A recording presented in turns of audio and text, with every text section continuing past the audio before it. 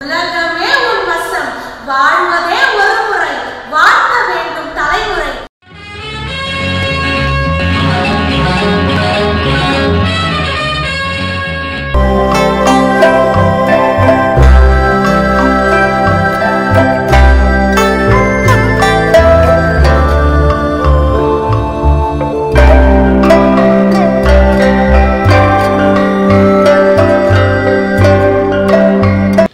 திருக்குறள் இசை வழங்குவதற்காக நம் அமைப்பின் பேரவையின் செயற்குழு உறுப்பினர் இசையேர் உழவர் சோ பத்மநாபன் ஐயா அவர்கள் மனதில் உறுதியழம் புனிதம் தரமேதினம் குரல்படி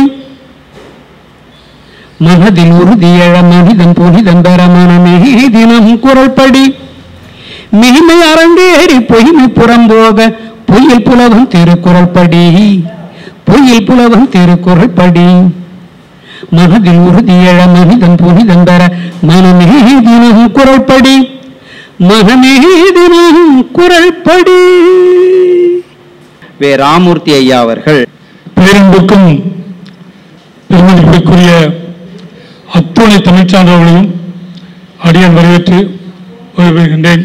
எல்லோரும் நற்றமிழ் அறிஞர்களாக உங்களை ஒவ்வொருவரையும் உங்கள் திருவடியும் அடியேன் போற்றி வணங்கி, இதுபோன்று நீங்கள் எங்களுக்கு வருகை தந்தால் உங்கள் வருகை எங்களுக்கு ஓகே என்று சொல்லிக்கொண்டு வருக வருக என்று உங்களை இருவரும் கூப்பி வரவேற்கின்றேன். அடுத்ததாக தலைமை உரை. உலகம் முழுவதும் திருக்குறளை கொண்டு செல்லும் முயற்சியில் ஈடுபட்டு வெற்றிக்கனியும் கைகளில் அள்ளிக்கொண்டு வந்துள்ள சகோதரர் வேலுராமன் அவர்கள் இங்கு வந்து பேசுவது நாம் பெற்ற பேறு என நான் கருதுகிறேன்.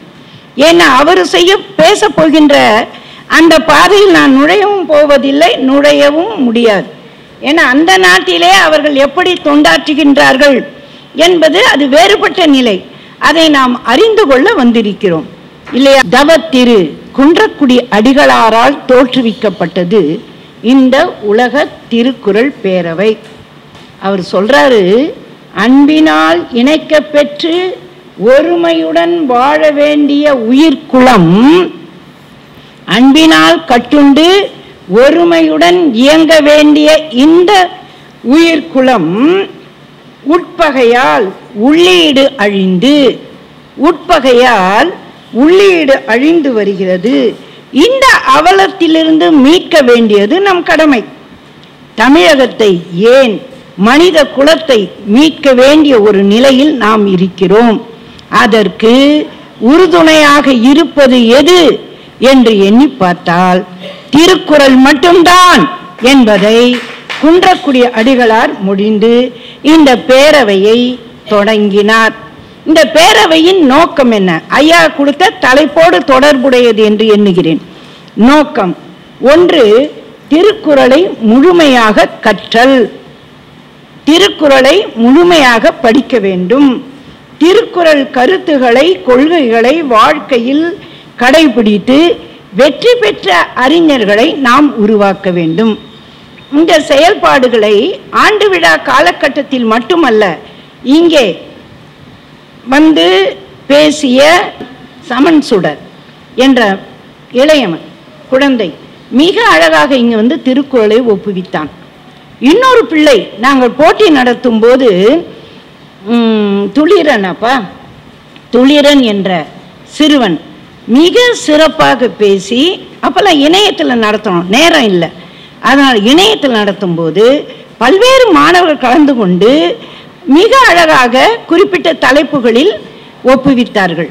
இதெல்லாம் காணும்போது அடிகளார் கண்ட கனவை நாங்கள் நிறைவேற்றி கொண்டு வருகிறோம் என்பதில் வெற்றிதான் என்பதை உங்கள் முன் நான் பதிவு செய்ய விரும்புகிறேன். வாழ்வில் ஏற்படும் சிக்கல், அதற்குரிய தீர்வு வேண்டுமா? திருக்குறளை எடுத்து பாருங்கள் என்கிறார் அடிகளார். நான்காவது கருத்து, திருவள்ளுவரே சிறந்தவர், திருக்குறளே சிறந்த நூல் என்ற இந்த கருத்தில் ஒவ்வொருவரும் உறுதியாக இருக்க வேண்டும். அடுத்தது, அறம் பொருள் இன்பம், இந்த முப்பால் வழி நடந்து வள்ளுவன் தன்னை உலகினுக்கே கொண்ட வான்புகழ் கொண்ட தமிழ்நாடு என்ற பாரதியின் வாக்கிற்கிணங்க வள்ளுவத்தை கருவியாக பயன்படுத்த வேண்டும். நம்ம அடிகளார் தவத்திரு குன்றக்குடி அடிகளார் மறைவுக்கு பின் 24/4/1905 பொன்னம்பல அடிகளார் இப்பொழுது இந்த மன்றத்தினுடைய முதன்மை தலைவர்.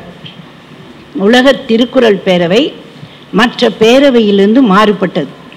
வள்ளுவத்தை கருவியாக பயன்படுத்தி என் கடன் பணி செய்து கிடப்பதே என்று இப்பொழுது எங்கள் மன்ற தலைவராக இருக்கின்ற தவத்திரு பொன்னம்பல அடிகளார், குன்றக்குடி பொன்னம்பல அடிகளார் எங்களுக்கு ஆக்கமும் ஊக்கமும் பேர் உதவியா இருக்க. அவருக்கு எவ்வளோ பணி. ஐயா செயலர் கலை செழியன் ஐயா அப்படி என்று சொல்லுவது உயர்குரிய செயலை செய்வதால் சிறுவராக இருந்தாலும் செயல்பாட்டின் காரணமாக நான் ஐயா என்று அழைக்கிறேன். ஏன்னா சிலருடைய விழிகள் புருவம் அப்படி தூக்கி நிற்கிறது. என்ன இவங்க அவர் ஐயான்றாங்களேன்னா உயர்வான செயல் அது. குன்றக்குடிக்கு போனார், போய் நேரில் கேட்டார். இப்படி ஒரு பெரிய ஆளுமையை அழைக்க வேண்டுமானால் அவருக்கு எவ்வளவோ இடர்பாடுகள், நமக்கு பொறுமை வேண்டும். அந்த பொறுமையை கடைபிடித்து அவரை வரவழைத்து அவரையும் நீதியரசர் சுரேஷ் அவர்களையும் வைத்து பொன்விழாவை ஆண்டு மிக சிறப்பாக கொண்டாடினோம். வாழ்வின் மறையென ஏற்றுக்கொள்ளுதல், திரும்ப திரும்ப திருக்குறளை ஓத வைத்தல், தெளி வகுப்புகளை நடத்துதல், இந்த தலைமுறையினரை திருக்குறள் வழி நடக்க வழிகாட்டுதல்.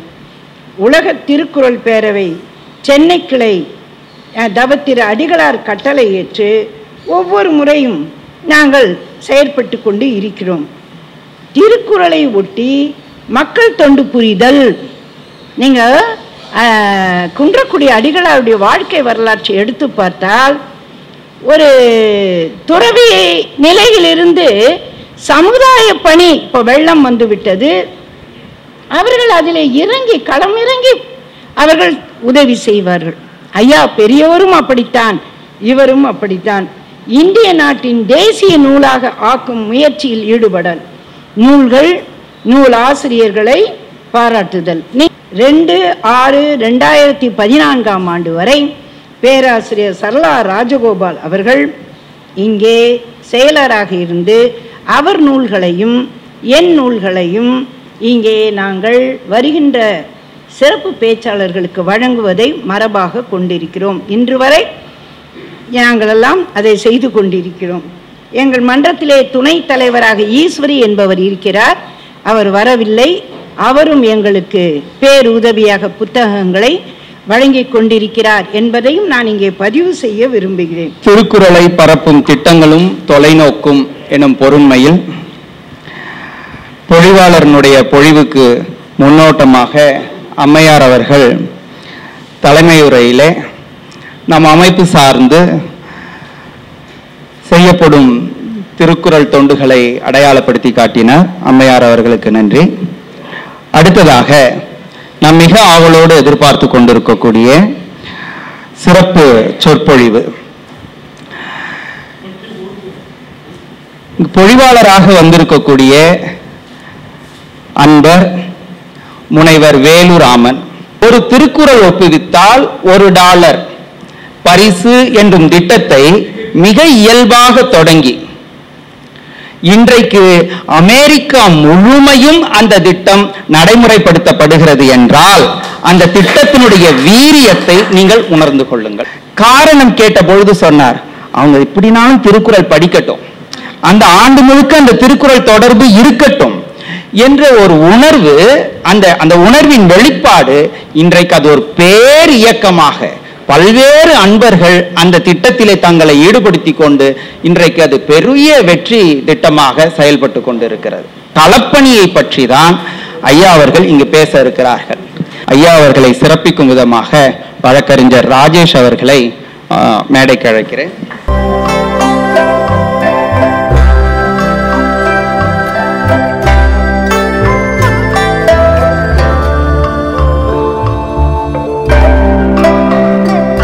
சம்பந்தம் ஐயா அவர்களை பொழிவாளருக்கு நூல் பரிசு வழங்கும்படி அன்போடு கேட்டுக்கொள்கிறேன். பேராசிரியர் சந்திரசேகர் ஐயா அவர்களை பொழிவாளருக்கு கேடயம் வழங்கும்படி அன்போடு கேட்டுக்கொள்கிறேன்.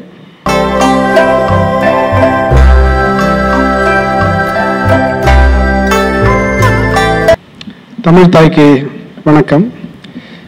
அவையோருக்கு அவையில் நிறைய பெரியவர்கள் இருக்கிறீர்கள், தமிழ் அறிஞர்கள் இருக்கிறீர்கள். உங்கள் அனைவருக்கும் சிறந்தாழ்ந்த வணக்கங்கள். நான் தமிழுக்கு தொண்டாற்றுவோம், ஆனால் தமிழ் அறிஞர்கள் கிடையாது. நிறைய படித்தவர்கள், தமிழ் ஓரளவுக்கு படிச்சிருக்கேன் வச்சுக்கோங்களேன். அதான் தமிழ் மீடியத்தில் படித்ததனுடைய ஒரு தாக்கம். என்னுடைய மகன் தமிழ் மறந்து விட்டான். 6 மாதம் 4 வயசில் வந்தான். 5வது வயசில் அவன் பாட்டி தாத்தாவோட அத்தையோட எல்லாம் அமெரிக்காவிலேருந்து பேச மாட்டேன்ட்டான்.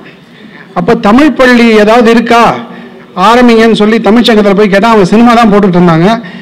தமிழ் பள்ளி ஆரம்பிக்கிறதா இல்லை. அவங்க சரின்னு சொல்லிட்டு நாங்கள் எங்கள் வீட்டில் ஒரு உணவு மேசையில் வச்சு என் மகனுக்கு ஒரு 4-5 பேரை சேர்த்து ஒரு தமிழ் பள்ளி தொடங்கணும். அது இன்றைக்கு ஒரு 450 பேர் படிக்கிறாங்க. கிட்டத்தட்ட ஒரு 20-25 ஆண்டுகள் ஆக போகுது. அது எங்களுடைய தாக்கத்தினால ஒரு 10-15 பள்ளிகள் நாங்கள் உதவி செய்து இன்னும் 15 பள்ளிகள் இப்போ கிட்டத்தட்ட ஒரு 3000 பேருக்கு மேலே படிக்கிறாங்க. இப்போ இன்றைக்கு பரப்புதல் குரலை எப்படி பரப்புகிறோம், தொலைநோக்கு அப்படிங்கும்பொழுது எங்களுக்கு என்ன தொலைநோக்கு அப்படின்னா, தமிழுடைய ஆழம் தெரியணும் அப்படின்னா, இப்போ அமெரிக்காவில் இருக்கிற பிள்ளைகளுக்கு தமிழ் 2வது செகண்ட் லாங்குவேஜ், ஆங்கிலம் தான் முதல் லாங்குவேஜ் இல்லைங்களா? அப்போ அவங்க ஒரு 5ஆம் வகுப்பு வரைக்கும் எங்கள்கிட்ட படிக்கிறாங்க, 7ஆம் வகுப்பு வரைக்கும் படிக்கிறாங்க. அதுக்கப்புறம் கொஞ்ச நாள் கழிச்சு தமிழை மறந்துடுறாங்க. அப்போ அவங்களுக்கு அந்த ஆழமே தெரியறதில்ல. ஒரு 3 வரி 4 வரி தொடர்ந்து பேசினாங்கனாலே பெரிய விஷயம் அப்படிங்கிற மாதிரி போயிடுது இல்லைங்களா? அப்போ இந்த ஆழத்தை எப்படி அவங்களுக்கு கொண்டு போய் சேர்க்கறது? நம்ம எவ்வளவுதான் சொன்னோம், அவங்களா ஆர்வத்தோட படித்தால் ஒழிய அது அவர்களால் இது தெரிஞ்சுக்க முடியாது. திருக்குறள் ஒன்றுதான் அதற்கு வழி. அது போக நமது குடும்பங்கள் நல்ல சிறப்பாக வாழ வேண்டும் அப்படின்னா திருக்குறள்ல அவ்வளவு விஷயங்கள் இருக்கு. அரசியல்ல இருந்து குடும்ப அன்புல இருந்து எதை எடுத்தாலும் காதல்ல இருந்து அவ்வளவுமே அதுல இருக்கு. அப்போ அதை பூரா அவங்க தெரிஞ்சுக்கணும் அப்படின்னா எல்லாத்தையும் எப்ப சொல்லி கொடுக்கறது? நம்மளா சொல்லி கொடுத்து அது முடியாது. அப்ப அவர்களை இன்ஸ்பிரேஷன், அவர்களுக்கு ஒரு ஆர்வத்தை தூண்ட வேண்டும் அப்படின்ற ஒரு இதுல தான் இந்த திருக்குறள் போட்டி அப்படின்னு சொல்லி ஆரம்பிச்சோம். ஒரு குறளுக்கு $1 அப்படின்னு ஆரம்பிக்கும் பொழுது 3ஆம் வகுப்புல 3 குறள் சொல்லி கொடுக்கறதுக்கு நாங்க கடந்து தடுமாறி அவனை சொல்ல வைக்கிறதுக்குள்ள படாத பாடுபட்டு, அதுக்கப்புறம் 2 வருஷம் கழிச்சு இந்த ஒரு குறளுக்கு $1 சொன்னோன்னா 20 குறள், 30 குறள், 50, 100, 150, 200 கட கட கட கடன்னு எல்லாம் சொல்ல ஆரம்பிச்சிட்டாங்க. அப்போ ஒருத்தர் பார்த்து, அப்போ அந்த பொருளோட சொன்னாதான் நாங்கள் பணம் கொடுப்போம். அந்த ஒரு குறள்ல மினிமம் 3, அதாவது 5 வயது குழந்தையா இருந்ததுன்னா மினிமம் 3 குறளுக்காவது அது பொருள் தெரியணும். அப்போ இப்போ $80. ஆமா. அப்போ நாங்கள் அடுத்த வருஷம் சொன்னாலும் கொடுப்போம். இந்த வருஷம் இப்போ கொஞ்சம் ரூல்ஸ் மாத்திட்டோம். போன வருஷம் சொன்ன குறளுக்கு பாதி ரூபாய் தான் அப்படின்ற மாதிரிலாம் வச்சுக்கோங்களேன். அதில் ஒரு கேப்பெல்லாம் இருக்கு. பட் இப்போ விஷயம் என்ன அப்படின்னு சொன்னா, தொலைநோக்கு பார்வை இந்த குழந்தைகள் திருக்குறளை ஆழமா உள்வாங்கி படிச்சு சொல்ல அவர்கள் ஒரு பெரிய அம்பாசிடர், தமிழுக்கு ஒரு அம்பாசிடர் ஆகிறதோட இல்லாம அந்த குழந்தைகள் உச்சரிப்பு சிறப்பாக வரதோட இல்லாம அவருடைய ஞாபக சக்தி ரொம்ப சிறப்பு. அங்க மனப்பாடம் பண்ண வேண்டிய தேவையே இல்லை. அப்போ திருக்குறளை மனப்பாடம் பண்றதுனால மனப்பாட பயிற்சி வர்றது அதிகமாயிடுது. அது போக இப்போ பெரும்பகுதி பார்த்தீங்கன்னா இன்க்ளூடிங் என்னையும் சேர்த்து என் மகனை நான் வளர்க்கும் போது அவனை எனக்கு விவரம் ஒரு சைக்காலஜியெல்லாம் படிக்கிற வரைக்கும் அவனை ரொம்ப திட்டுவேன், கோச்சுக்குவேன், நீ சரியில்லை அப்படின்னு சொல்லுவோம். அதுக்கப்புறம் இப்போ திருக்குறளை சொல்லிக் கொடுக்க ஆரம்பிக்கிறவங்க அப்படியெல்லாம் பண்ண வேண்டிய தேவையே இல்லை. திருக்குறளை சொல்லிக் கொடுத்து திருக்குறளை மாத்திரம் ஒரு எடுத்துக்காட்டா சொன்னா போதும். இதுல என்ன பெரிய ஒரு விஷயம் அப்படின்னா, அந்த குழந்தைகள் திருக்குறளை எடுத்துக்காட்டி பெற்றோர்களையே திருத்த ஆரம்பிச்சுட்டாங்க. ஏன்பா நீ தானப்பா இதெல்லாம் சொல்லி கொடுத்தா நீ இப்படி பண்றீங்களே அப்படின்னு ஒரு கடுமையா இனிய உளவாக இன்னாத குரல் கனி இருப்ப காய்க இருந்துட்டு நீ நல்ல வார்த்தையில சொல்லாம ஏன் இப்படி சொல்றேன்னு கேட்கறதுல இருந்து அவ்வளவு சிறப்பான விஷயங்கள். அப்போ அந்த அப்போ என்ன ஆகுதுன்னு கேட்டீங்கன்னா, அந்த பெற்றோர்களும் திருக்குறள் படிக்க ஆரம்பிச்சிடறாங்க. பெற்றோர்கள் படிக்க ஆரம்பிச்சு அவர்கள் படிச்சு ஒரு 10 தடவை 20 தடவை 50 தடவை சொல்லி கொடுத்தாலும் அவன் வந்து நீங்க சொல்ல முடியும் இல்லைங்களா? 1330 குறளையும் வரிசையா சொல்லணும், ஞாபகப்படுத்தணும் அப்படின்னா இப்போ திருப்பி திருப்பி அவங்க பிராக்டிஸ் பண்ணும் பொழுது அவ்வளவு குறளையும் தெரிஞ்சுக்கிட்டு வரும்போது அவர்கள் வந்து இப்போ ஒரு பிஹெச்டி ஒரு டாக்டரேட் வாங்குற அளவுக்கு அவர்கள் வர வேண்டும். அதுக்கு ஒரு அடித்தளத்தை நம்ம வந்து போடுறோங்க. அப்போ இதை வந்து நம்ம வந்து ஒரு இயக்கமாக கொண்டு போறது என்ன பண்ணிட்டோம் அப்படின்னு கேட்டீங்கன்னா, இதுக்கு வந்து வருஷம் அதுக்கு இந்த சிஸ்டமை கிரியேட் பண்ணிக்கிட்டே வரும். எப்படி அதை வந்து திருக்குறள் போட்டின்னு சொன்னா கூட எல்லோருமே வெற்றியாளர்கள். 5 குறள் சொன்னாலும் வெற்றியாளர், அவனுக்கு $5, அவனுக்கு ஒரு மெடலு, அவங்களுக்கு ஒரு சர்டிபிகேட்.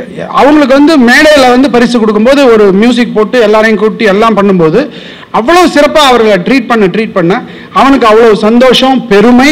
அவங்க தாத்தாவுக்கு பெருமை, அவன் தாத்தா பெருமைப்படுறாருன்னு அவன் அடுத்த வருஷம் இன்னும் அதிகமாக சொல்லணும். அவனுக்கு $10 நாங்கள் கொடுத்தா அவங்க தாத்தா ஒரு $10 கொடுக்குறாரு, அவங்க அப்பா ஒரு $10 கொடுக்குறாரு. அப்போ மேட்ச் பண்ணுறாங்க. அப்போ இது வந்து ஒரு பெரிய ஒரு ரிப்பிள் எஃபெக்ட் அப்படின்னு சொல்லுவாங்க. அந்த குளத்தில் தண்ணியை போட்டால் அப்படியே வருது இல்லை, அந்த மாதிரி ஒரு ரிப்பிள் எஃபெக்ட் போயிட்டே இருக்கு. இதுல வந்து இப்போ நாங்கள் என்ன பண்றோம்னா, உறவுகள் மேம்படுது.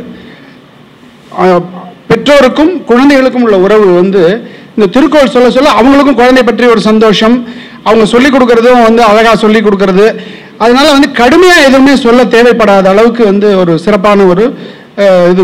அது வந்து ஆல்வேஸ் ரெஃபரன்ஸ் வந்து நான் சொன்னேன் அப்படிங்கிறது இல்லாம வள்ளுவர் சொல்லியிருக்காரு அப்படிங்கிற மாதிரி போகும்போது அது பிரச்சனை இல்லை. இப்போ இந்த குறள் போட்டி நடத்தும் பொழுது உங்களை மாதிரி உள்ள பெரியவர்கள் எல்லாரையும் நாங்கள் வந்து நடுவர்களாக கூட்டிட்டு வரோம். அப்போ அவர் சொல்லுவார், யாராவது என் ஃப்ரெண்டை கூட்டிகிட்டு வந்து, எனக்கே 10 குறள் கூட தெரியாது, நான் எப்படிப்பா வந்து ஜட்ஜாக வர்றது அப்படின்னு. அதெல்லாம் ஒன்றும் பிரச்சனை இல்லைப்பா, உனக்கு தமிழ் படிக்க தெரியுமா? அவன் பிரிண்ட் அவுட் எடுத்துகிட்டு வந்துடுவான், அவன் சொல்ல போகிறான், நீ வந்து ஃபுல்லாக சொல்லிட்டானா இல்லை ஃபுல்லாக சொல்லலையா, ஆங்கிலத்தில் சொன்னானா, இதுக்கு எல்லாத்துக்கும் டிக் மார்க் போட்டால் போதும். இதுக்கெல்லாம் சிஸ்டம் இருக்குது. பொருள் ஆங்கிலத்தில் சொன்னாலும் நம்ம காசு கொடுத்துருவோம், ஆனால் மார்க் வந்து தமிழ் சொன்னவனுக்கு கொஞ்சம் கூடுதலாக வரும். அதாவது அது வந்து ஃபர்ஸ்ட் ப்ரைஸ் செகண்ட் ப்ரைஸ்க்கு மட்டும்தான் அந்த பிரச்சனை. அது டாலர் கொடுக்கறதுக்கெல்லாம் ப்ராப்ளம் இல்லை. அப்படிங்கிற மாதிரி நம்ம சொன்ன உடனே அவர்கள் வந்து உட்கார்ந்து கேட்கும் பொழுது அப்படியே மெய் மறந்து கேட்டுக்கிட்டே இருப்பாங்க. அவ்வளவு சந்தோஷம் அவர்களுக்கு, டிக்கு போடவே மறந்துடுவாங்க. அதனால நாங்கள் அதை விட வேகமாக வேற சொல்லுவான். அப்போ நான் அதுக்காக தான் என்ன பண்ணுறது, 2 நடுவர்களை போடுறது. அப்போ இவங்க விட்டா கூட அடுத்த கடைசியாக பார்த்துட்டு அதுக்கப்புறம் நாங்கள் என்ன சொல்லுவோம், வந்து the benefit of doubt should go to the child. அப்படின்னா ஏதாவது பிரச்சனை இருந்ததுன்னா, உங்களுக்கு சந்தேகமா இருந்ததுன்னா அந்த சந்தேகத்தினுடைய பலன் வந்து பிள்ளைக்கு தான் போகணும். நமக்கு வந்து காசை அவனுக்கு குறைச்சி கொடுக்கூடாது, கூட போனா அவன் பரவாயில்ல அப்படிங்கிற மாதிரி நம்ம வந்து சொல்லிடுறோம். அதே மாதிரி போட்டின்னு சொன்னால் கூட போட்டி மாதிரி நடத்தக்கூடாது. அவர்களை ஊக்குவித்து நல்லா சொல்ல வைக்கணும், அவர்களை சந்தோஷப்படுத்தி எல்லாருமே சந்தோஷமா இருக்கணும். இந்த மாதிரி ஒரு என்வரான்மெண்ட்டை கிரியேட் பண்ணி ஜட்ஜஸுக்குன்னு ஒரு ஓரியன்டேஷன், அதுக்கப்புறம் அந்த ஸ்கோர் பண்ணுறதுக்கு அவங்களுக்கு ஒரு ஓரியன்டேஷன், செக் எழுதி அன்னைக்கே நாங்கள் கொடுத்துட்றோம். அதே மாதிரி வாலண்டியர்ஸ்க்கு ஒரு ஓரியன்டேஷன், இந்த மாதிரி எல்லாம் நாங்கள் பண்ணி கொடுத்து இந்த சிஸ்டமைஸ் பண்ணி இதுக்கு ஒரு சாஃப்ட்வேர் இருக்குது. ஸோ இது வந்து ஒரு சிறப்பாக நடந்துட்டு இருக்கு. இதை வந்து இப்போ நாங்கள் என்ன பண்ணியிருக்கோம்னு கேட்டிங்கன்னா, அமெரிக்காவில் உள்ள பல மாநிலங்களில் யாரெல்லாம் நடத்தணும்னு சொல்கிறாங்களோ அவர்களுக்கு வேண்டிய மென்பொருள்களை கொடுத்து, அவர்களுக்கு அந்த ஜட்ஜ் ஓரியன்டேஷன் எல்லாம் கொடுத்து, ரூல்ஸ் அண்ட் ரெகுலேஷன்ஸ் கொடுத்து, ஃபண்ட்ரைஸ் எப்படி பண்ணுறது, அந்த $1 எப்படி கொடுக்கணும் அப்படின்னா எங்கேருந்து பணம் வரும் சார் நீங்கள் கொடுங்கன்னா, நான் வந்து எங்கள் பிள்ளைகளுக்கு நாங்கள் கொடுக்குறோம், உங்கள் பிள்ளைகளுக்கு நீங்கள் கொடுங்க. அப்போ நீங்கள் வந்து ஒரு ஃபண்ட்ரைஸ் பண்ணீங்கன்னா எல்லாரும் கொஞ்சம் கொஞ்சம் டொனேஷன் கொடுப்பாங்க. தமிழ் பள்ளியில் கொஞ்சம் உபரி பணம் இருக்கும், அதை வச்சு நம்ம கொடுத்தோம்னு சொன்னால் அப்படியே வந்துடும், எல்லாமே வந்துடும் அப்படின்னு சொல்லி அந்த ஃபண்ட்ரைஸ் பண்ணுறதுக்குள்ள டெக்னிக்ஸும் அவங்களுக்கு நம்ம சொல்லி கொடுத்து, இப்போ கனடாவில், சுவிட்சர்லாண்டில், யூரோப்பில், தமிழ்நாட்டில், கடைசியாக இப்போ துபாயில் 2ஆம் ஆண்டு இப்போ 2 வருஷத்துக்கு 2 நாளைக்கு முன்னாடி நடத்தியிருக்காங்க. ரொம்ப சிறப்பாக எல்லா பக்கமும் நடந்துட்டு இருக்கு. நம்ம இங்கே கூட சேலம் ஜெயிலில் வந்து ஒருத்தர் பண்ணார், கோயம்புத்தூர்லேருந்து போய் பண்ணார். சேலம் ஜெயிலில் போய் பண்ணும்போது ஒரு குறளுக்கு $1 கொடுத்தாரு உள்ள. அது நாங்கள் இங்கேருந்து நம்ம இது பண்ணோம். இந்த மாதிரி நம்ம பரப்புறதுனால என்னதுன்னு கேட்டிங்கன்னா, அடுத்த தலைமுறைக்கு நம்ம இதை வந்து கடத்துறோம். அதை கடத்தும் பொழுது இது வந்து ஒப்புவிக்கும் போட்டி தான் இல்லைங்களா. அது போக வந்து பேரவை, தமிழ்ச்சங்க பேரவைன்னு ஒன்று இருக்குது. அங்கே கிட்டத்தட்ட ஒரு 50 தமிழ்ச்சங்களுடைய கூட்டமைப்பு. அது அந்த கூட்டமைப்பு வருஷம் வந்து ஒரு பெரிய மாநாடு நடத்துவாங்க. அந்த மாநாட்டில் என்கிட்ட அந்த பொறுப்பை கொடுத்துருக்காங்க. குரல் தேனி அப்படின்ற ஒரு போட்டி நடத்துவதற்கான பொறுப்பு எனக்கு கொடுத்துருக்காங்க. வருடம் நம்ம தான் வந்து அதை கோஆர்டினேட் பண்ணி கொடுத்துட்ருக்கோம். அதில் என்ன பண்ணுறோன்னா 100 குரலை செலக்ட் பண்ணி அந்த 100 குரலுக்கான அந்த பரிசு வந்து கிட்டத்தட்ட $500 வந்து பரிசு. அதையும் 3 லெவலில் கொடுக்குறோம் வச்சுங்களேன். பெரியவர்களுக்கு, அப்புறம் நடுவில் உள்ளவங்களுக்கு, சின்ன குழந்தைகளுக்கு அப்படின்னு கொடுக்குறோம். சின்ன குழந்தைகள் வந்து 30 குரல் படித்தா போதும். அடுத்து ஒரு 12 வயசு வரைக்கும் இருக்கிறவங்க 70 குரல் படித்தா போதும். பெரிய குழந்தைகள் வந்து 100 வரைக்கும் படிக்கணும். ஆனால் இப்போ 8 வயது பிள்ளையும் அந்த 100 குரலையும் படிச்சுட்டு வர்றது அவங்களோட கம்பீட் பண்ணுறதுனா பண்ணலாம். அந்த கிராண்ட் ப்ரைஸுக்கு கம்பீட் பண்ணுறதுனா பண்ணலாம். அதில் வந்து என்னென்னு கேட்டிங்கன்னா ஒப்புவிக்கிறது இல்லை. குரல்லேருந்து என்ன கேள்வி வேணால் கேட்பாங்க. 2 குரலை கம்பேர் பண்ணி கேட்பாங்க, அல்லது இதில் முடிகிற வார்த்தைன்னு கேட்பாங்க. ஸோ அந்த மாதிரி வந்து போக போக வந்து டஃப் ஆக ஆக வந்து கேள்வியினுடைய அந்த கடினம் அதிகமாகிட்டே போகும். அப்போ அந்த அளவுக்கு பயிற்றுவிச்சுட்டு இருக்கோம். ஸோ இந்த மாதிரி பல லெவலில் நம்ம வந்து பண்ணும்பொழுது இந்த குழந்தைகள் வந்து நிச்சயமாக ஒரு பெரிய அம்பாசிடராக வருவாங்க. அதை வந்து இப்போது இன்னும் நாங்கள் என்ன சொல்கிறோன்னா, இப்போ இந்த பள்ளியில் இந்த தலைமை ஆசிரியரை இன்னைக்கு நான் சந்தித்தேன். இந்த பள்ளியில் அவர் வந்து திருக்குறள் போட்டி நடத்துறதுக்கு ஒத்துக்கிட்டு இருக்காரு. நாங்கள் வந்து ஸ்பான்சர் பண்ணுறோம்னு சொல்லியிருக்கோம். நிச்சயமாக அதை வந்து இங்கே தொடங்கி நம்ம பண்ணுவோம். ஏன்னா அவங்க சொன்னாங்க, இங்கே படிக்கிற குழந்தைகள் ஏழை குழந்தைகள் தான், $1000 கூட ஃபீஸ் கட்டுறதுக்கு சிரமப்படுறாங்க அப்படின்னு சொன்னார். அந்த குழந்தைகள் எல்லாம் அந்த செல்ஃப் எஸ்டீம், அந்த சுய மதிப்பு வந்து அதிகமாகிறதுக்கு இதெல்லாம் ஒரு பெரிய வழி அப்படிங்கிறதுனால நம்ம அதையும் இங்கேயும் நம்ம பண்ணலாம் அப்படின்னு நம்ம பார்க்குறோம். ஸோ இப்போ இந்த மாதிரி வந்து, ஆனால் இங்கே சில பேர் வந்து $10,000 கொடுக்குறாங்கன்னு சொல்கிறாங்க. 1330 குரல் சொன்னாலும் அதுவும் எங்கள் அமெரிக்காவிலேருந்து ஒருத்தர் இதில் இன்ஸ்பயர் ஆகி வந்தவர் தான் பண்ணுறாங்க. நாங்கள் வந்து ஒரு அதிகாரத்துக்காவது ஒரு பொருள் சொல்லணும், இல்லைன்னா காசு கொடுக்கக்கூடாதுன்னு சொல்லி நாங்கள் வாதாடிக்கிட்டு இருக்கோம். நாங்கள் வந்து சும்மா வெறுமனை பொட்டப்பாடமாக படிக்கக்கூடாது அப்படின்றதுல ரொம்ப தெளிவாக இருக்கோம். பொருள் உணர்ந்து சொல்லணும் அப்படிங்கிறதுனால இப்போ இந்த திருக்குறளுடைய நீங்க வந்து எப்பவுமே திருக்குறள் பத்தி பேசும்பொழுது இன்றைக்கு ஒரு குறள் சொல்லணும்னு நினைச்சிட்டு தான் வந்தேன். நன்றி மறப்பது நன்றென்று, நன்றல்லது அன்றே மறப்பது நன்று. அப்போ இந்த புத்தகத்துல கிராட்டிடியூட், நன்றி உணர்வு பற்றி ஒரு சாப்டர், மொத்தமே 7 சாப்டர் தான். அதுல நன்றி உணர்வு பற்றி ஒரு சாப்டர் இருக்கு, நீங்களும் படிங்க. அந்த நன்றி உணர்வு அப்படிங்கிறது வந்து அந்த 2வது பார்ட்டை பார்த்தீங்கன்னா, நன்றல்லது அன்றே மறப்பது நன்று. அந்த நன்று அல்லது அப்படிங்கிறது வந்து நன்றி உணர்வு, அதாவது ஒருத்தர் உதவி செய்யாததை மட்டும் அல்லது தீமை செய்யறது மட்டும் அப்படின்னு இல்லை. அந்த நன்று அல்லது எது நல்லது நடக்கலைனாலும் அதை மறந்துடும். அப்போ focus on the right things அப்படின்ற மாதிரி எதுல வந்து நம்ம வந்து மனதை செலுத்தணுமோ அதுல செலுத்தணும்.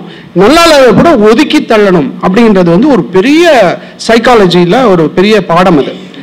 அது அந்த அளவுக்கு டீப்பர் மீனிங் ஒரு குறள்லையும் பார்த்தீங்கன்னா, கிராட்டிடியூட் அப்படிங்கிறதுக்கு வந்து ஒரு சாப்டர்ல நம்ம என்ன சொல்றோம், அந்த நன்றி உணர்வை எப்படி நம்ம வந்து டெவலப் பண்ணிக்கிறது.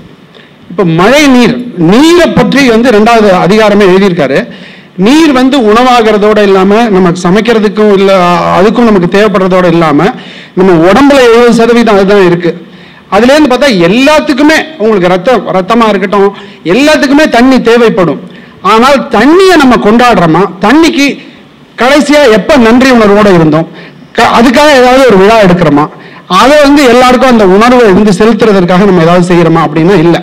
அப்போ லைஃப்ல நம்ம நிறைய விஷயங்களை we are taking it for granted. அம்மாவனுடைய Anbaiya இருக்கட்டும், எல்லாத்தையுமே எடுக்கிற மாதிரி உடலுக்கு நம்ம நன்றி சொன்னோம்னாலே, நான் ஒரு தடவை இந்த காலையில ரன்னிங் போகும்போது என்னோட 10 பேர் 20 பேர் வருவாங்க.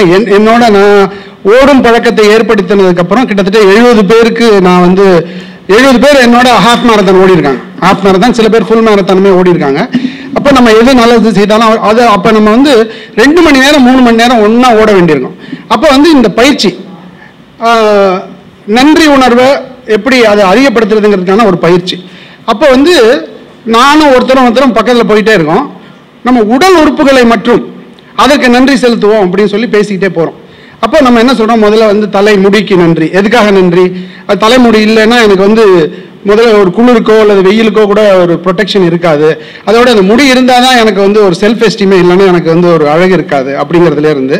வெள்ளை முடியாக இருந்தாலும் ரொம்ப அழகாக இருக்குங்கய்யா, சிறப்பு. நெற்றியிலேருந்து அப்போ புருவம், அப்போ அதுக்கப்புறம் அப்படியே நீங்கள் இப்படியே கீழே வந்தீங்கன்னா ஒன்றுன்னா மூக்கு, வாய், நாக்கு உள்ளே இருந்து அப்படியே போகிறோம். அதுக்கப்புறம் உள்ளே போனீங்கன்னா உங்களுக்கு வந்து அதுக்கப்புறம் நர்வஸ் சிஸ்டம்லாம் நீங்கள் போனீங்கன்னா 2 மணி நேரம் பத்தவில்லை.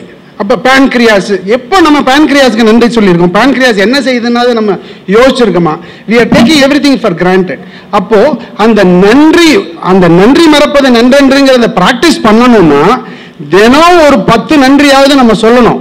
அந்த 10 நன்றி வந்து நான் இப்ப சொன்னது உடலுக்கு மட்டும் இல்லைங்களா, அதுக்கப்புறம் நம்ம மனைவிக்கா இருக்கட்டும், அல்லது நம்மளுடைய பெற்றோருக்காக இருக்கட்டும், உறவினர்களுக்காக இருக்கட்டும், அப்புறம் நம்மளுடைய நாட்டுக்காக இருக்கட்டும், நம்மளுடைய சமுதாயத்துக்காக இருக்கட்டும், நம்மளுடைய குரு யாரெல்லாம் இருக்காங்களோ அவர்களுக்காக இருக்கட்டும், இயற்கை தான் நான் மழை நீரை பற்றி நம்ம சொன்னோம். அப்போ நம்ம நன்றி சொல்ல வேண்டியது எத்தனையோ விஷயங்கள் இருக்கு. அப்போ நன்றல்லது அன்றே மறப்பது என்றுனா, இங்கே சரியில்லை, டிராஃபிக் சரியில்லை, கவர்மெண்ட் சரியில்லை, அது சரியில்லைன்னு நன்றல்லது அன்றே மறப்பது. ஆனால் நல்லது நம்ம நன்றி சொல்ல வேண்டியது நமக்கு நல்லா கிடைக்கிறது 1008 இருக்கு. 1008 இல்லை, லட்சக்கணக்கில் இருக்கு. அதுக்கெல்லாம் நன்றி சொன்னோம்னா, ஓ இவ்வளோ நல்ல விஷயம் இருக்கு, இதை வச்சு நம்ம நல்ல வாழ்க்கை வாழலாம்.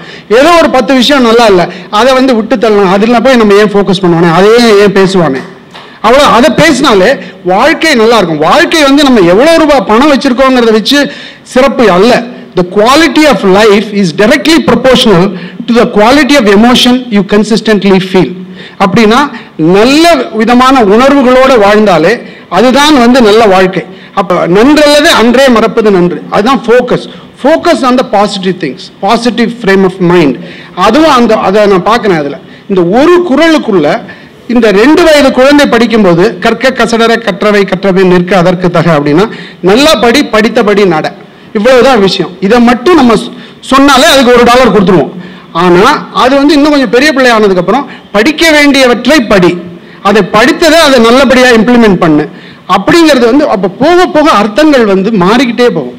அப்போ நீங்க உங்களுடைய வாழ்க்கையில் அனுபவம் ஜாஸ்தி ஆக ஆக அந்த குறள்ல உள்ள மீனிங் எவ்வளவு டெப்த் இருக்கு அப்படின்றது நமக்கு புரிய ஆரம்பிக்குது. அதை தான் நம்ம அந்த கிஃப்டை தான் நம்ம அவங்களுக்கு கொடுக்குறோம். இதுல ஒரு பெரிய விஷயம் என்னன்னா, இதை நம்ம இந்த மாதிரி சிறப்பாக செயல்பட்டு கொண்டு இருக்கும் பொழுது எங்ககிட்ட தமிழாசிரியராக இருந்து 1330 குறளை சொன்ன முனைவர் சித்ரா அப்படிங்கிறவங்க, அவங்கள்ட்ட நம்ம என்ன சொன்னோம், இப்போ ஒரு குழந்தை 30 குறளாவது சொல்லணும்னு நினைச்சா அவங்களுக்கு நல்ல சிம்பிளான குறளா பிடிச்சி முக்கியமான குறளா எடுத்து அதை பூரா ரொம்ப எளிமையான ஒரு அர்த்தத்தை அப்படியே ஆடியோ பண்ணி கொடுத்துருங்க, அதை நம்ம போட்டுருவோம், அதை வச்சு அவங்க ஒரு 30 குறள் $30 வாங்கிட்டு போட்டோம் அப்படின்னு சொல்லி நம்ம அவங்கள்ட்ட சொல்லியிருந்தோம். அவங்க அதெல்லாம் நம்ம பண்ண ஆரம்பிச்சதுக்கப்புறம் அவங்க 1330 குறள் சொன்னோன்னா அவங்க ஏற்புரையில் என்ன சொன்னாங்க, நான் எளிமையான அர்த்தம் 1330 குறளுக்கும் எழுதுவேன். ஏன்னா அது மோட்டிவேஷன் என்ன, நம்ம இந்த 30 குறள் சொன்னதனுடைய மோட்டிவேஷன். அவங்க இப்போ என்ன பண்ணியிருக்காங்க, திருக்குறள் 3.0 அப்படின்னு சொல்லி ஒரு புத்தகம் போட்டாங்க. இப்போ இதுல 3.0ன்னா இந்த காலத்தில் உள்ள பிள்ளைகளுக்கு புரியுற மாதிரியான ஒரு எளிமையான கவிதை. இப்போ ஒரு இது பார்த்தோம்னா, சிறப்பீனும் செல்வமும் ஈனும் அறத்தின் ஊங்கு ஆக்கம் எவனோ உயிர்க்கு அப்படிங்கிறதுக்கு அவருடைய விளக்கம் அற வழி தரும் சிறப்பும் செல்வமும் மனிதனுக்கு உயர்வு தரும், அவ்வளவுதான். Very simple. அப்ப அந்த குழந்தைகள் அதை சொன்னாங்கன்னாலே போதும் இல்லையா, அந்த மாதிரி அவங்க சிறப்பு கொடுத்துட்டாங்க.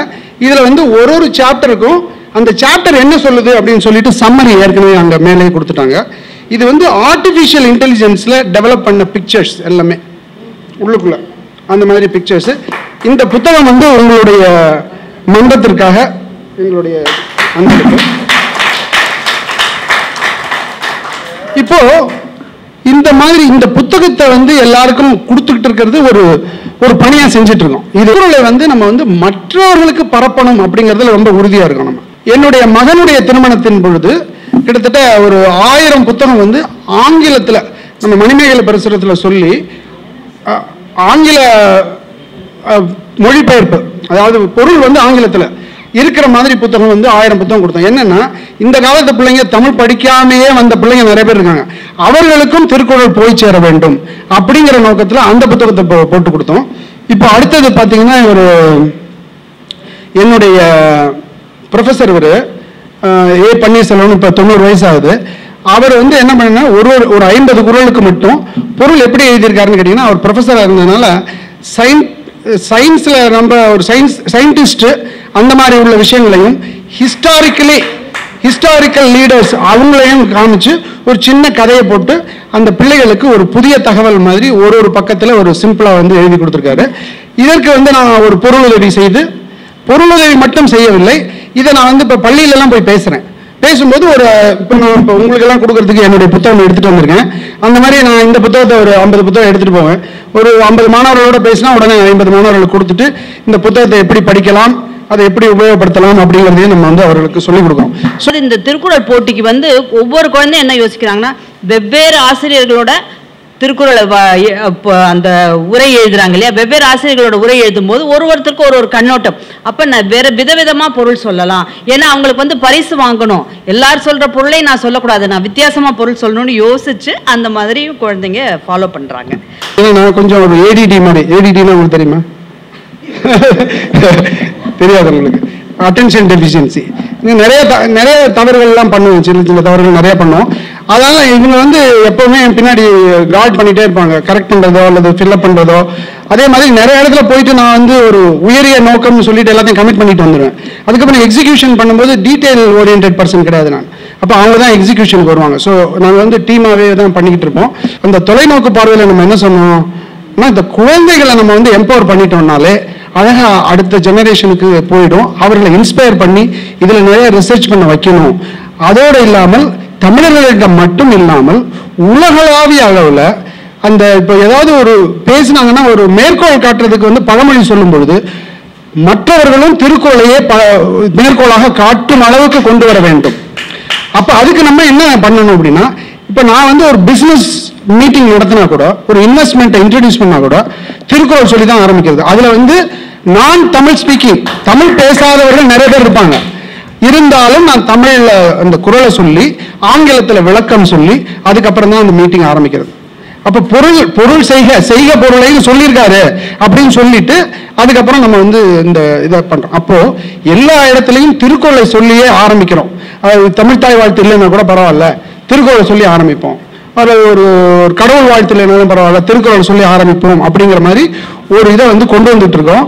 அதே மாதிரி எங்கெங்கெல்லாம் பிரச்சனை இருக்கோ, ஏதாவது ஒரு சொல்யூஷன் சொல்றோம், ஒரு மேனேஜ்மெண்ட் டெக்னிக் சொல்றோம், ஒரு சொல்யூஷன் சொல்றோம்னா தீர்வு சொல்லும் பொழுது அதற்கான குறளையும் சேர்த்து நம்ம சொல்லும் பொழுது இது ஏற்கனவே சொல்லப்பட்டிருக்கிறது அப்படிங்கிறது, இது தமிழ்ல இருக்குங்கிறத நம்ம வந்து கொண்டு வரணும். உலகளாவிய அளவில் இது வரணும் அப்படிங்கிறது வந்து நமக்கு வந்து ரொம்ப ஒரு முக்கியமான ஒரு தொலைநோக்கு பார்வையாக நம்ம பார்க்கிறோம்.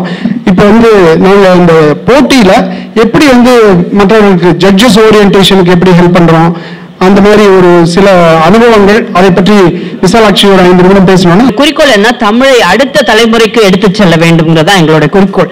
எங்க தமிழ் பள்ளியில படிக்கிற குழந்தைங்களை வந்து ஒரு உறுதிமொழி எடுத்துக்க சொன்னோம். தமிழ் அப்ப நம்ம வந்து வெறுமன பாடம் மட்டும் சொல்லி கொடுத்தா தமிழ் அடுத்த தலைமுறைக்கு போகுமான்னா போகாது. ஏன்னா அந்த பாடத்தை படிக்கிறாங்க, பரீட்சை எழுதுறாங்க, மதிப்பெண்கள் வாங்குறாங்க, அத்தோட முடிஞ்சு போச்சு. இன்னொன்று வந்து இந்த தமிழை வந்து எப்படி இவங்க சீரியஸா எடுத்துக்குவாங்க, படிக்கிறாங்க, 8 வகுப்பு வரைக்கும் படிச்சுட்டு மறந்துடுறாங்க. ஆனா அதுக்கு ஏதாச்சும் ஒரு பலன் இல்லைன்னா இந்த காலத்துல குழந்தைங்க வந்து நான் இதை படிச்சா எனக்கு என்ன பலன், எனக்கு இது கிடைக்குமா அது கிடைக்குமா அப்படிதான் கேள்வி கேட்கிறாங்க. இப்ப நம்ம தமிழை வந்து நம்ம மட்டும் படிச்சுட்டு போறதுல அர்த்தம் இல்லை, அடுத்த தலைமுறைக்கு எடுத்துட்டு போனாதான் தமிழ் நிச்சயமா இருக்கும். இல்லைன்னா இப்ப ஆக்சுவலா பாத்தீங்கன்னா தமிழ்நாட்டை விட அமெரிக்காவில் தமிழ் படிக்கும் குழந்தைகள் நிறைய பேர் இருக்காங்க. தமிழ்நாட்டுல வந்து பிற மொழிகள் எடுத்து படிக்க ஆரம்பிச்சிடுறாங்க, ஹிந்தி, பிரெஞ்சு எல்லாம் எடுத்து படிக்கிறாங்க. ஏன்னா அதுதான் மதிப்பெண் கூட வருது, தமிழ்ல மதிப்பெண் கூட வரலன்ட்டு. அதனால நாங்க அமெரிக்க பள்ளிகள்ல நாங்க எங்களுடைய தமிழ் பள்ளி அக்ரெடிடேஷன் வாங்கிட்டோம். சோ எங்க பள்ளியில தமிழ் படிச்சாங்க அப்படின்னு சொன்னால் அமெரிக்க பள்ளியில அவங்களுக்கு அதுக்கு உண்டான கிரெடிட் கிடைக்கும். காலேஜுக்கு போறதுக்கு அவங்களுக்கு ஒரு கிரெடிட் கிடைக்கிற மாதிரி. ஸோ உங்களை மாதிரி பெரியவங்க இங்க நிறைய ஆய்வு செய்றீங்க, நிறைய விளக்கங்கள் கொடுக்குறீங்க, புத்தகங்கள் எழுதுறீங்க. இது எல்லாமே வந்து எனக்கு இத்தனை பேர் இவ்வளவு பெரியவங்க இருப்பீங்க இந்த சபையிலன்னு நாங்க நினைக்கல. எந்த மாதிரி ஒரு கிரௌட் இருக்கும்னு எனக்கு தெரியாது. அது அப்படிதான் நாங்க வந்தோம். ஆனா இங்க எல்லாரையும் பார்க்கும்போது நீங்க எல்லாரும் இவ்வளவு தீவிரமா தமிழுக்காக, திருக்குறளுக்காக இவ்வளவு உழைப்பு தொடர்ந்து நீங்க செய்றீங்கன்னா அந்த உங்களுடைய உழைப்புக்கு நன்றி கூறும் வகையில் நாங்க நிச்சயமா வெளிநாடுகளில் தமிழை அடுத்த தலைமுறைக்கு எடுத்து செல்ல முயற்சி செய்வோம். அது குழந்தைங்க இப்ப பாத்தீங்கன்னா இந்த வருடம் நாங்க இது வரைக்கும் 17 ஆண்டுகளா திருக்குறள் போட்டி நடத்திட்டு இருக்கோம் தொடர்ந்து வருடம். அந்த கொரோனா தொற்று காலத்துல $100,000 பரிசு கொடுத்திருக்கோம் இது வரைக்கும். $100,000 நாங்க தனி மனிதனா கொடுக்கல. உங்களை மாதிரி உள்ளவங்க, ஓ நீங்க திருக்குறள் போட்டி நின்றீங்க, நான் $500 டொனேஷன் தரேன், நான் $100 டொனேஷன் தரேன், அந்த மாதிரி தர்றவங்க இருக்காங்க. அந்த மாதிரி வரும்போது எல்லாரோட பணத்தையும் சேகரித்து அந்த அதே மாதிரி ஒரு திருக்குறள் விழாவும் செய்வோம். அதுக்குண்டான செலவை எவ்வளவு சுருக்கமா செய்ய முடியுமோ, விழாவில் ஆடம்பரம் காமிக்காமல் குழந்தைகளுக்கு பணம் போய் சேர்ற மாதிரி தான் செய்வோம் முடிஞ்ச வரைக்கும். அது அன்னைக்கே அந்த குழந்தைங்க, சின்ன குழந்தைங்க பார்த்தீங்களா, இது பண்ணணும்னு என் கையில முட்டாய் கொடுத்தாதான் அந்த குழந்தைக்கு திருப்தி வரும். நான் சொன்னால பாட்டு எனக்கு உடனே சாக்லேட் எங்க கேட்கணும், அந்த மாதிரி திருக்குறள் சொன்ன அன்னைக்கே $1 அவங்க கையில கொடுத்துடுறோம் செக் எழுதி. இந்த ஆர்வம் இப்ப சமீபத்துல ஒரு 5 வயது பையன் போன வருஷம் 350 திருக்குறள் சொன்னான். இப்ப 6 வயது 500 திருக்குறள் பொருளோடு சொல்லியிருக்கான். சோ அந்த மாதிரி அவங்க என்ன பண்றாங்க, சின்ன வயசுல இருந்தே படிக்க ஆரம்பிக்கிறாங்க. எங்களுடைய யங்கஸ்ட், அதாவது ரொம்ப இளமையான ஒப்புவித்தல் யாரு பண்ணாங்க அப்படின்னா, 6ஆம் வகுப்பு படிக்கும் மாணவி 1330 திருக்குறளும் பொருளோட சொன்னாங்க இந்த ஆண்டு. ஸோ அவங்க ஒருத்தர் ஒரு குறிக்கோள் வச்சுக்கிறாங்க, நான் மிடில் ஸ்கூலுக்கு போயிட்டா கடினமா இருக்கும், இப்பவே படிச்சிடணும், ஹை ஸ்கூல் போயிட்டா கடினமா இருக்கும்ட்டு. ஸோ அந்த ஒரு ஆர்வம் ஒரு குழந்தைய பார்த்து இன்னொரு குழந்தைக்கு வருது. நிச்சயமா இந்த குழந்தைகள் தான் இந்த திருக்குறளை அடுத்த தலைமுறைக்கும் எடுத்துக்கிட்டு போவாங்க, தமிழையும் இதன் மூலம் அடுத்த தலைமுறைக்கு எடுத்துட்டு போவாங்கங்கிற நம்பிக்கை இருக்கு. அதை தொடர்ந்து எங்களுக்கு செய்யணும்னு உங்களை போல உள்ளவங்க நிறைய புத்தகங்கள் ஆராய்ச்சி எல்லாம் பண்ணும்போது நிச்சயமா இது உதவிகரமா இருக்குங்கிற நம்பிக்கை எங்களுக்கு இருக்கு. உங்க எல்லாரையும் பார்த்ததுல ரொம்ப மகிழ்ச்சி. நன்றி. நாங்க பெரிய பேச்சாளர்கள் இல்லை, பிராக்டிக்கலா எங்களுக்கு தெரிஞ்சதை நாங்க என்ன பண்றோமோ அதை அவங்களோட பகிர்ந்துக்கிட்டோம். ரொம்ப சிறப்பா நீங்க எல்லாரும் என்கரேஜ் பண்ணி எல்லாம் நீங்க எங்களை கேட்டு ரொம்ப அட்டென்டிவா இருந்ததுக்கு எங்களுடைய மனமார்ந்த நன்றிகள். உங்க அமெரிக்காவிலே தமிழை வளர்க்கின்ற உங்கள் மன்றத்துக்கு என் கணவர் பாலராஜா அவர்கள் இந்த நூலினை வழங்குவார்கள். சிறந்த ஒரு கருத்தை, ஆய்வு கருத்தை இவர் இங்க மேடையிலே பதிவு செய்தார். நன்றி மறப்பது நன்றன்று, நன்றல்லது அன்றே மறப்பது நன்று என்ற திருக்குறளை தொட்டு காட்டி செல்வார் என்று பார்த்தால், நன்றல்லது என்ற சொல்லில் இந்த மார்கழி மாதத்திலே பார்த்தீர்கள் என்றால் இசை கச்சேரிகள் நடைபெறும். இப்போது ஏதாவது ஒரு தொடரை மட்டும் எடுத்துக்கொண்டு அரை மணி நேரத்திற்கு பாடிக்கொண்டே இருப்பார்கள், வெவ்வேறு வகையில பாடிக்கொண்டே இருப்பார்கள். அதுபோல இந்த நன்றல்லது என்ற ஒரு தொடரை, அந்த ஒரு சீரை எடுத்துக்கொண்டு அதை இத்தனை காலம் நாம் பார்த்த பார்வை எப்படி, நன்றி மறப்பது நன்றி மறப்பது நன்றன்று, நன்றல்லது அன்றே மறப்பது நன்று என்பதை வெறும் நன்றி மறத்தலோடு மட்டுமே நாம் தொடர்பு கொண்டு பார்த்திருந்த பார்வையை ஒரே நொடியிலே நன்றல்லது என்றால் நன்றி மறப்பதை தாண்டி நம் எதிர்பார்ப்பு நடைபெறாதவற்றையும் கூட நன்றல்லது பட்டியலில் சேர்த்தால் வாழ்க்கை எப்படி செம்மைப்படும் என்ற ஒரு மிக நேர்த்தியான ஒரு ஆய்வு பொருண்மையை இந்த மேடையிலே பதிவு செய்திருப்பது மிக மிக வரவேற்புக்குரியது. அன்னார் அவர்களுக்கு நம்முடைய நெஞ்சார்ந்த நன்றியை தெரியப்படுத்திக் கொள்கிறோம். ஒரு குறள் விளக்கம் வழங்க வருகிறார் கருஞ்சட்டை வீரர்.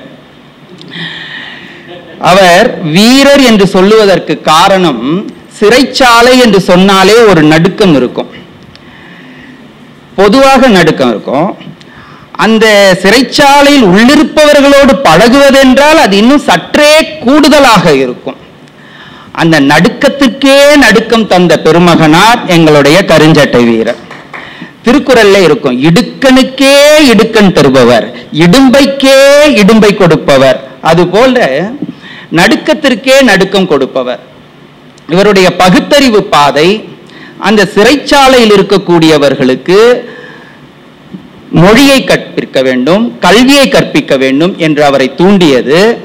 அதை தூண்டியதோடு மட்டுமல்லாமல் தேர்வு எழுதியிருக்கிறார்கள். தேர்வு எழுதிய சிறைவாசிகளின் மொத்த எண்ணிக்கை 125. அத்தனை பேர்ல 100 விழுக்காடு தேர்ச்சியை வாங்கி தந்திருக்கிறார் நம்முடைய கருஞ்சட்டையாளர். யாருக்கு கல்வி வேண்டும்? ஒடுக்கப்பட்டவருக்கு கல்வி வேண்டும், முன்னேற துடிப்பவர்களுக்கு கல்வி வேண்டும், வாய்ப்பு மறுக்கப்பட்டவர்களுக்கு கல்வி வேண்டும் என்றதை முழுமுதன்மையாக அறிந்து கொண்டு தேடிக்கொண்டு கல்வி வழங்கி கொண்டிருக்கக்கூடிய கருஞ்சட்டையாளர் இப்பொழுது ஒரு குறளுக்கு விளக்கம் கொடுக்க வருகிறார். எங்கள் வாழ்வும் எங்கள் வளமும் மங்காத தமிழென்று சங்கே முழங்கு, இங்குள்ள தமிழர்கள் ஒன்றாதல் கண்டால் எம் இணை பகைவர் எங்கோ மறைந்தார். பொங்கு தமிழர்க்கு இன்னல் விளைந்தால் சங்கார நிஜமென்று சங்கே முழங்கு என்று சொல்வதற்கு போல இங்கே நம்முடைய மொழிக்கு இணை எதிரி எங்க இருக்கிறவோ அதுவும் சேர்த்தும் மறையும் என்பதற்கு எடுத்துக்கட்டுதான் நம்முடைய இந்த அரங்கத்தினுடைய சொற்பொழிவு. யார் எதை சொன்னாலும் பற்றி கவலைப்படாமல் குறளுக்கு அவர்களாக சுயமாக உரை எழுத கற்றுக்கொள்ள வேண்டும். யார் எந்த உரை எழுதினார்கள் என்று படிப்பதை விட இந்த சொல்லுக்கு என்ன பொருள் என்று நாம் சுயமாக சிந்தித்தால் சரியாக இருக்கும். வள்ளுவர் குறளுக்கு வள்ளுவர் தான் உரையை ஒழிய மற்றவர்கள் உரை என்பது நம்மளை வேறு திசைக்கு கொண்டு சென்றுவிடும் என்பதை நாம் எச்சரிக்கையாக இருக்க வேண்டும். எனவே இன்றைக்கு நாம் பார்க்கின்ற போது நம்மிடம் இருக்க வேண்டிய செல்வம் நம் கையிலே கிடைத்து விட்டால் எந்த இடத்திற்கும் போய் எவ்வளவு பெரிய இருளாயிருந்தாலும் துன்பத்தாழ்ந்தாலும் அதை துடைத்து ஒழிக்க முடியும் என்றதுதான் வள்ளுவருடைய குறளாக அதுக்கு இருக்கிறது. முதல் குறளுக்கு அகர முதல் எழுத்து எல்லாம் ஆதி பகவன் முதற்றே உலகு என்று சொல்லும்போது முதல் வரிக்கு முறையாக எல்லாரும் விடை சொல்கின்றார்கள். இரண்டாவது வரிக்கு தான் மிகப்பெரிய பிழை இருக்கிறது. அந்த பிழைக்கு தான் மதிப்புள்ள நம்ம கொடுத்துட்டு வரோம். ஆதி பகவன் என்று சொல்லுகின்ற போது எல்லோரும் கடவுளுக்கு இருக்கிறார்கள் என்று சொன்னார்கள். வள்ளுவர் அப்படி சொல்லவில்லை. ஆதி என்றால் முந்தி என்ற அர்த்தம். அதை உலகு என்று சொல்லுகின்ற போது ஆதி கிழமை ஏன் சொல்றோம், அது ஞாயிறு. ஞாயிறு என்றால் சூரியன். சூரியன் இல்லாமல் உலகம் இயங்காது என்பதை வள்ளுவருக்கு தெரிஞ்சிருக்குது. ஆனால் நம்மூர் தமிழருக்கு தெரியவில்லை. நல்லா நினைத்து பார்க்க வேண்டும். எனவே உலகுக்கு இந்த உலகுக்கு முந்தியது ஒரு மொழிக்கு முந்தியனால் எழுத்து என்று சொல்லுகின்ற போது அகரத்தை நாம் தொடங்குகிறோம். அப்ப இந்த உலகத்துக்கு முந்தி என்றால் இந்த உலகம் சூரியனால் வந்தது என்பதை நாம் சொல்லுவதற்கு மறந்ததனால் அப்படி எழுதுவதற்கு மார்க் கொடுத்திருக்கிறோம். ஏன்னா அவ்வளவு பெரிய அறிவாளி நம்ம இருக்கிறோம் என்பதுதான் அருள் கூர்ந்து நாம் நினைக்க வேண்டும்.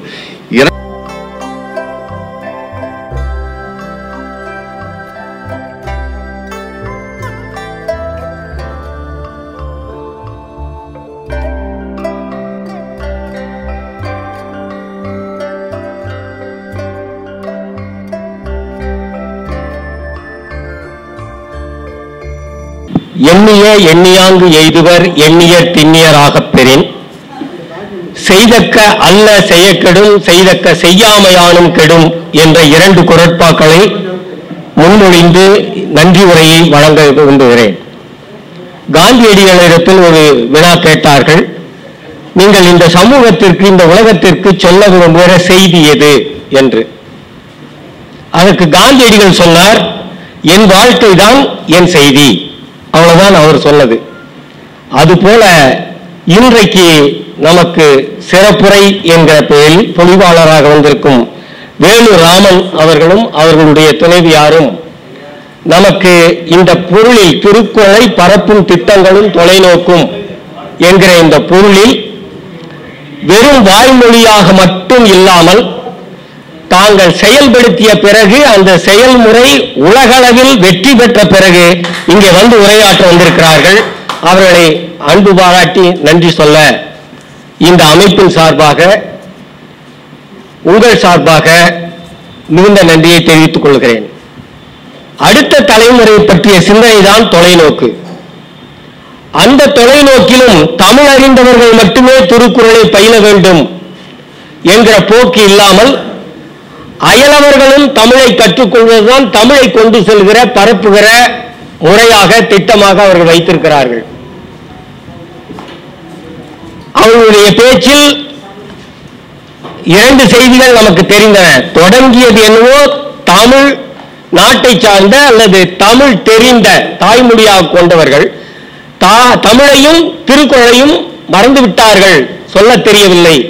தன்னுடைய மகனிடம் தொடங்குகிறார். ஒரு செயல் வெற்றியடைய வேண்டுமானால் எங்கிருந்து தொடங்குவது? தன்னிலிருந்து தொடங்க வேண்டும் என்பார்கள். அப்படி தன்னுடைய மகனுக்காக தமிழையும் திருக்குறளையும் சொல்ல தொடங்கிய ஒரு அமைப்பு இன்று உலகம் முழுவதும் இயங்கிக் கொண்டிருப்பது பெரும் சிறப்பை தரக்கூடியது. அவர்களுக்கு அமைப்பின் சார்பாக நன்றியை தெரிவித்துக் கொள்கிறேன். இப்படியான ஒரு பொழிவாளரை அழைத்து வர வேண்டும் என்கிற சிந்தனை வந்தது பாருங்கள். அதான் செயலாளருடைய சிந்தனை. ஆகவே கலைச்செழியன் அவர்கள், நான் கல்லூரியில் படிக்கிற போது அவர் பள்ளி மாணவர், இப்போது நான் மாணவர், அவர் ஒரு முதல்வர், அந்த வகையில் இருக்கிறார் கலைச்செழியன். அவருக்கு எதுவுமே ஒரு பட்டறிவு தான். இவர்களுக்கே கூட இவர்கள் வைத்திருக்கிற திட்டங்களை பார்த்தால் பட்டறிவால் விளைந்தது.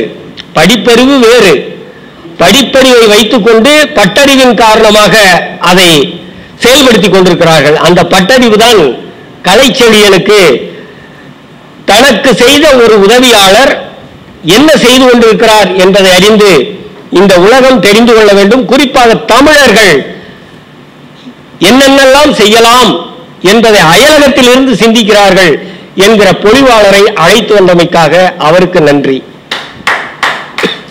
அப்படி ஒருவரை அழைத்து வருகிற போது அதற்கு இந்த அமைப்பினுடைய தலைவர் ஒப்புதல் வேண்டும்.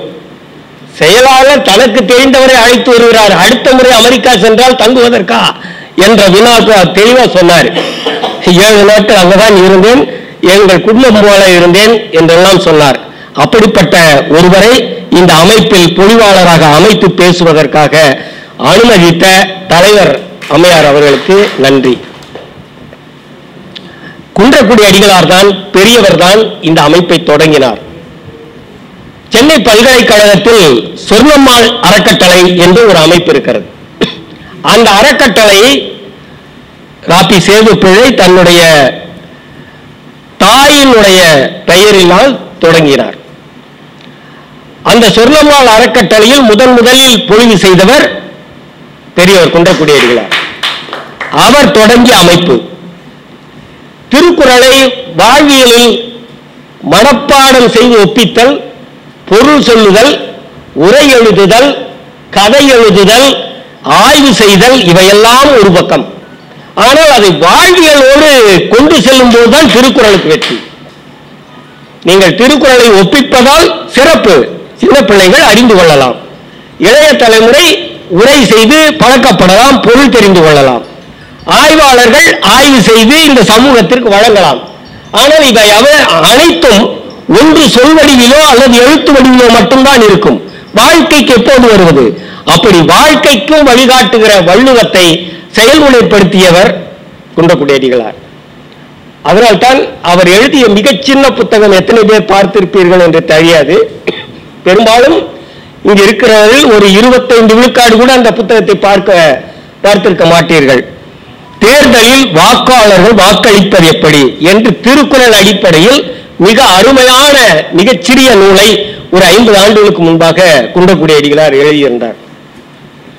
அப்படிப்பட்ட குன்றக்குடி அடிகளாரால் தொடங்க பெற்று வழி நடக்கிற இந்த பேரவை, திருக்குறள் பேரவை, இதற்கு சிறப்பு சேர்க்கும் வண்ணமாக மற்றவர்கள் எல்லாம் எப்போதும் வரக்கூடியவர்கள்.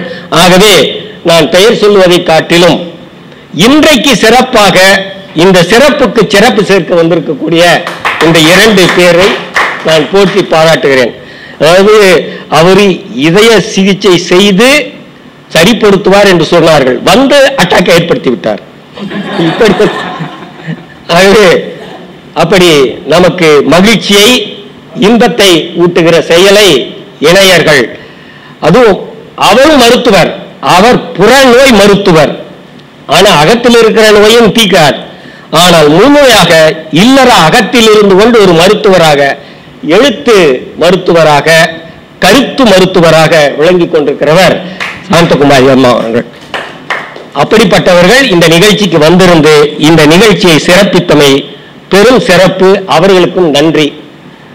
தொடங்கிய நேரத்திலிருந்து, தொடங்குவதற்கு முன்பிருந்தே கூட இந்த அமைப்பினுடைய எல்லா வகையான பணிகளிலும் ஈடுபட்டு அந்த பணிகளை முற்றற செய்து சிறப்பு சேர்த்த அத்தனை பேருக்கும், குறிப்பாக இந்த பள்ளியில் இடம் கொடுத்து இந்த அமைப்பு மற்றவர்களுக்கு போய் சேர வேண்டும் என்பதாக நம்மையும் மாணவர்களாக கருதி அந்த பள்ளியினுடைய தலைமை ஆசிரியர் நமக்கு கொடுத்திருக்கிறார். அவர்களுக்கும் இந்த பள்ளியின் தாளாளர் மற்றவர்களுக்கும் இந்த நிகழ்ச்சி சிறப்பாக நடப்பதற்கு பேருதவி செய்த, உணவு வழங்கிய, அதாவது எல்லாம் செவிக்கு உணவுதான், வயிற்றுக்கு உணவு இல்லை, ஆனால் வீடு போய் சேர வேண்டுமே. ஆகவே அதற்கும் துணை நின்ற அத்தனை பெருமக்களுக்கும் நன்றி சொல்லி குறித்த நேரத்தில் நிறைவு செய்ய வேண்டும் என்பதனால் அனைவருக்கும் நன்றி கூறி நிறைவு செய்கிறேன். வணக்கம்.